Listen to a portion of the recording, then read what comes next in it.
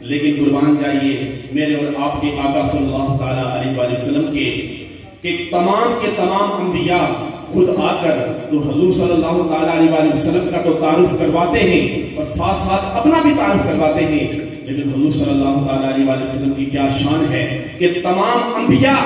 اپنے اپنے جو ہے نا وہ امتیوں کو کہتے ہیں کہ وہ آنے والا ہے۔ یہود اپنے قبائل سے مدینہ کے اندر ہجرت کر کے اس امید کے ساتھ وہ وہاں پر بستے ہیں اور ان کی یہ امید ہوتی ہے کہ وہ آنے والا ہے۔ اور سلیمان فارسی رضی اللہ تعالیٰ عنہ نے آپ کو کہاں کہاں تک نہ تلاش کیا اور کہتے تھے کہ وہ آنے والا ہے۔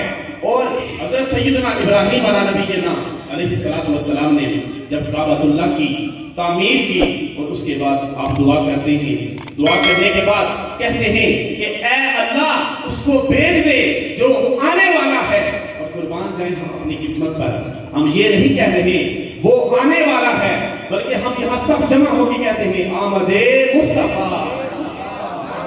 آمد